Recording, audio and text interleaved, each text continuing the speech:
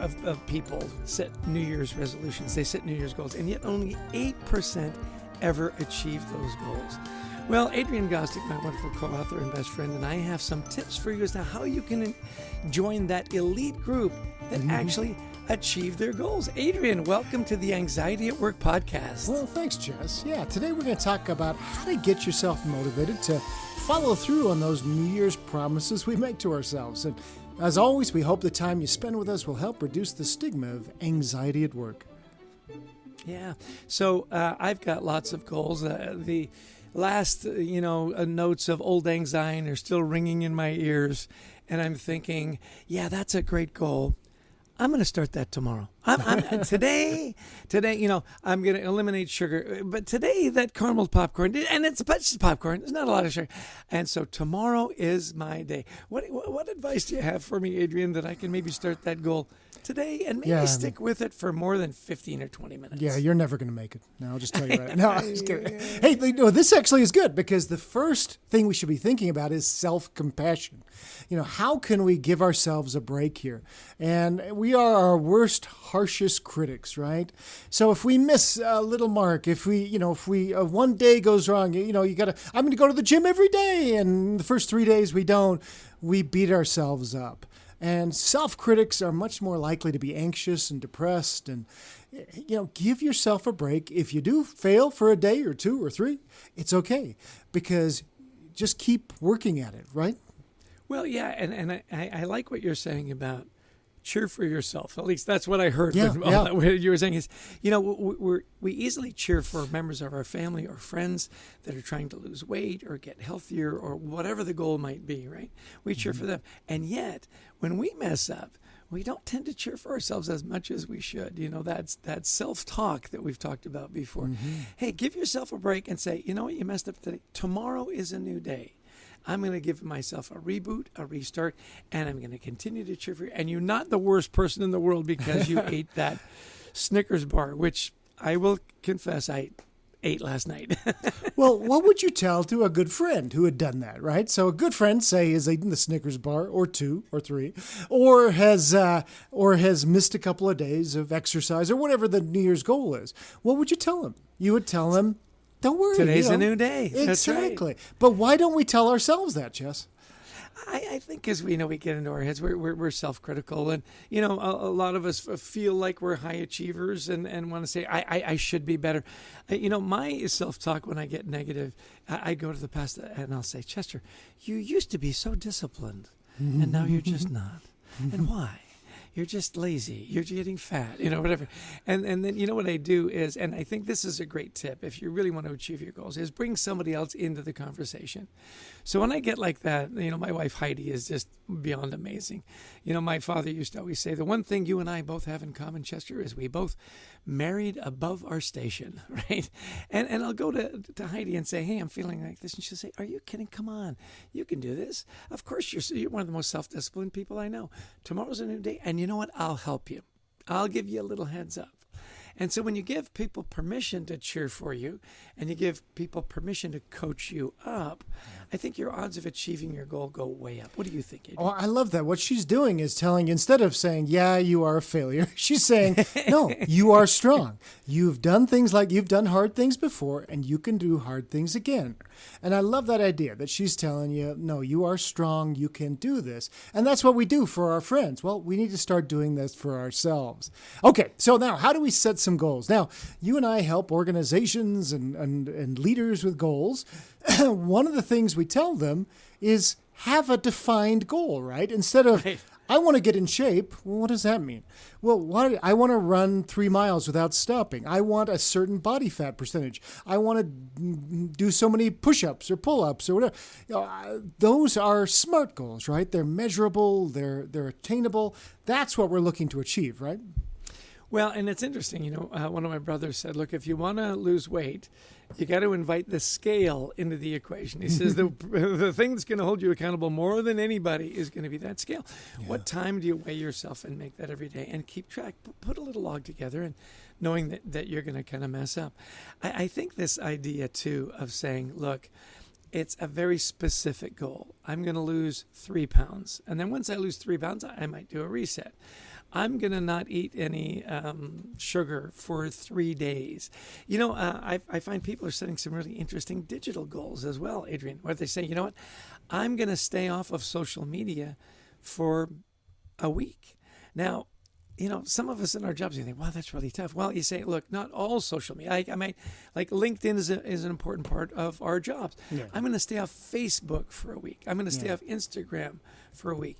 I'll tell you one of the things that I've really set a goal for this year is I'm only going to listen to news podcasts twice a week. I got so addicted, particularly during the election, and I'd go on these walks to clear my head, and I'd have this, and by the end of the walk, I was so wound up, I was so mad. I said, you gotta figure that out. Listen to like a sports podcast, or listen to something that's positive, and put limits on, and then keep track. And again, I can't emphasize. Bring somebody else in on it that said, hey, this week, here's how I did. Yeah. And you can, cheer each other on. Well, that's why you have a coach, right? Tiger Woods has a coach. Every great athlete, Serena Williams has a coach. Every great athlete has a coach. Well, why wouldn't you in business have a coach? Somebody who holds you accountable for achieving what you want to achieve. So either have somebody who is going to say, now, how did you do this week or today, et cetera, or invite somebody, as you said, to come along on this. I want to run a marathon. Great. Find somebody who wants to do that. Or I want to be in a triathlon. Compete with somebody. Set goals that somebody else in your community would want to do with you. That's going to keep you moving on this goal a lot more than just doing it yourself. Yeah. It's so interesting. I've got a friend up in Quebec, right? And at the end of every week, we have a quick little 15-minute call and say, how did you do? Mm-hmm. And we've got a list of things that we're trying to do daily and weekly and so on. And we're very forgiving. I'll tell you, not only has it helped me be better about my goals, it's deepened our relationship. Because we're cheering for each other. And then, when we get the chance to see each other in person, it's really joyful. It's like, hey, who doesn't want to be with somebody that's not coaching you up and cheering for you and helping you? So find a partner. And like you say, you may have one person for weight loss. You may have one person for some business goals. You may have a person for some meditation or spiritual goals. And by the way, on that last one, I would really encourage our listeners, have some kind of spiritual goal for the year. Whether it's the walk where it's quiet and you're not listening to the political podcasts that wind you up, or a meditation practice, or taking a deeper dive into whatever faith that you're affiliated with. Because I find that when you tap into that spiritual spot, at least for me, it really does calm my anxieties. It really does take me to a place where I feel like, hey, there are things out there bigger than me that I can plug into that are helpful. And it almost always leads me to being of more service to my friends, my family, and my community. So whether it's, the Calm app, which is an app that I use that I love, or if it's early morning meditation, reading scriptures, or going for those walks in nature, I'd really encourage our listeners to have some kind of spiritual goal for the year. Give it a try. See if it doesn't help. Yeah, just over the holidays, we went over to, family member's house, and a little older, and they had on one of these news programs that was, just angry, and everything was terrible, and without kind of telling anybody, I just kind of switched it over to an old movie, and it was amazing. After about 10 or 15 minutes, the mood in the room just changed, and so as you're walking, and I do the same, you news scroll or whatever. Instead, you just look at the birds, listen to their calls. What is it that can change you? Okay, so here's another one. So if we want to stick with our goals, I love this idea about getting others involved. Publicize your goals. Let people know, because it's going to be a lot harder to stop if you've publicized it. But then, and I know you're a big believer in this, put it on your schedule, right? If you're going to go to a spin class, or if you're going to stop eating junk food, sorry. If it is a priority for you, you will schedule your time to do this. And, I know the things that are important to you, you do in the mornings, right? Whether you go on a walk or whatever it is. So how do you get people, when you're coaching them, how do you get people to schedule important things? Yeah, I'm a big believer in how you start your day. Have a ritual at the beginning of the day. And for me, it's important because I can say, okay, I checked a box right out of the gate, right? I went for a 30-minute walk. Great. And I've got an Apple Watch, which I think is one of the greatest gifts and one of the greatest curses in my life, right? Because it's always constantly reminding me. And yet that's a good thing, right? It's my accountability coach. Have 3 or 4 things that you want to do first thing. And by the way, I am not a morning person. Like, I've got friends, and it's crazy. They get up at 4:30. Now, to me, that's insane. I will tell you, though, by 7 o'clock, they've checked a lot of boxes. They've gotten a lot of stuff done. Now, a lot of them have young kids, and they find that that's their quiet time. Because right around 7 o'clock, that's when the kids wake up, and you got to get them ready for school or whatever. So figure out what your schedule is, but get a quick win. Get a quick win at the beginning of the day. For me, it's going for a walk. And it's so funny, it's gotten really, really cold where I live. And I wake up and I look at my watch and I go, it's 7 degrees outside. And then you know how I do it, Adrian? I cheer for myself and I say, and you're Canadian. And it's in your blood. And you can get out in 7-degree weather. So schedule the time. Get a quick win. Start your day with a win. I think that's very helpful. Yeah, I mean, when I was, little in England, we had, when I would go to grammar school, they called it, instead of, elementary school. Yeah. We actually had an outdoor pool in the winter that we would swim in. And it was like, in England. That's so English. That's so English. Right? It's like, oh my gosh, I would come to class and I'd be just, shivering for a half an hour. And they'd make us deliver the milk to the other. And I'd love it because I could get up and move and be warm. And so you're right. Yeah, it's like all the tough things we've done in our lives, it's okay. We can do tough things. That brings back, my grandfather was English and grew up in British Columbia. And that's so English, the ice cold water. And don't you dare complain, young man. Exactly. Stiff upper lip, right? Exactly. Hey, our good friend Michael Bungay Stanier, he says, instead of looking at SMART goals this year, look at goals that are thrilling, important, and daunting. And I just thought, that's really interesting here. So as you look at these goals, is it something, I know you talked about, wanting to do something this year that is a little bit thrilling, it's important, and it's also daunting. So, about teaching yourself to play the piano again. I think that's kind of cool.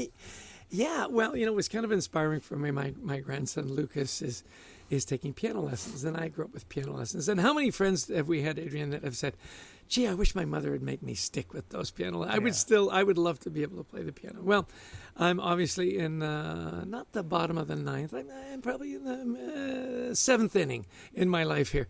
And I'm thinking, you know what? It'd be great to be able to play a little duet with my grandson. So my Christmas present for myself this year was a piano. We've got a piano in the house. And it's something that, to me, is thrilling. I mean, I keep that vision of a duet with Lucas in my head. I love MBS, we call Michael Bungay Stanier, where he says, set a goal that's thrilling. Maybe you've never been to New Zealand, or you've always wanted to learn a second language, or you want to build that amazing tree house. Find something that's thrilling, because when you start to think about it, what happens, Adrian? You get excited. Yeah. You get excited. And it spurs you to, take a look at those plans, or spend a little more time on that language lesson, or, go down and just tinker on the piano for 15 minutes. It really does spur you, because you've got that vision of joy. It's thrilling. I love MBS. That's great. Okay, cool. Okay, so last thing I would suggest is you're thinking about your goals for 2023. Stop this all or nothing thinking. That is really self-defeating, right? I blew my diet last night, so I'm awful. Why did I eat all those French fries? Or I was gonna work out at the gym, but I was only there for 15 minutes. It's okay. Sometimes you can just do what you can do, and if you slip up, you get up, right? Yeah, my son Carter gave me some great advice a while back. He said, Dad, anything worth doing is worth doing badly. Yeah. And it's kind of counterintuitive. He said, but think about it. You want to brush your teeth every day and you've got your electric brush and it's supposed to be 2 minutes, but sometimes you've only got time for a minute. You know what? A minute is better than nothing. Yeah. You wanted to lose 5 pounds and you lost 2, but you know what? 2 is better than nothing. So anything worth doing is worth doing badly. Just do it as well as you can. And then at the end say, hey, I've got to reset. I can push forward. I can do this. Get somebody that's cheering for you. Cheer for yourself inside your head. And you know what? Your odds of becoming that rarefied few, that 8% that actually achieve their goals, I think goes way up. So end of next year, or the end of this year, I should say, 2023, we're going to sit down. We're going to see how you did playing the piano. We're not going to talk about any of my goals, just yours. You'll be the case study here. And That's right. And we really do need to let you called me out, Adrian. This is really good. I love how vulnerable you are. My goal is to learn how to play the piano. Give me one of your thrilling goals for 2023. And then in the December, episode, I'll play the piano and you will yodel. Is that what you're going to learn how to yodel? What is it? No. It's we're trying to build a kind of a vacation house. So that's the goal for the year is to put something in a place that could be a little oasis. You've got one of those, and a little place to be a little oasis. So that's the goal for the year. And okay, so I want to kind of recap here. So clearly define your goals, right? Make sure they're measurable. Track your progress as you go through. Have patience with yourself. Publicize those goals to those that you love. Find somebody to help you with. And put it on your schedule. Those are the things I'm taking away. Other things, Chess, what did I miss? Yeah, that part about invite somebody to be a partner. And I think just my last comment on all of that, because it's a wonderful list, is be kind to yourself. Just be kind to yourself. Be good to yourself. You're going to stumble along the way, and that's fine. As you said earlier, you're going to stumble. It's not how many times you fall down. It's how many times you get up, right? And so just be kind to yourself. Keep getting up. Keep moving forward. And remember, anything worth doing, it's worth doing badly. Well, we want to thank you for joining us again today. Big special thanks to our producer, Brent Klein, to Christy Lawrence, who helps us find amazing guests, and all of you who've listened in. And if you like the podcast, we'd love you to visit thecultureworks.com, and you can download a free first chapter of Anxiety at Work. It will change your life, right, Chess? There's no doubt about it. Share it with friends and family. If you're looking for a great speaker, we love to speak virtually and in person on culture, leadership, anxiety, mental health in the workplace, and of course, gratitude. We're so grateful for you tuning in and just being a part of our lives. We love bringing in wonderful guests. We love sharing our life experiences. And, we've got a great team. I just wanted to say again and again and again how much we appreciate Brent Klein, our wonderful producer, and Christy Lawrence, who gets so many wonderful guests. We've had a wonderful 2022. We're looking forward to this wonderful 2023, and we'd love to bring you along on that journey with us. So thecultureworks.com, buy the book, Anxiety at Work. Gosh, I almost forgot to say that. Our publisher would be upset. And have a wonderful, happy, and healthy 2023.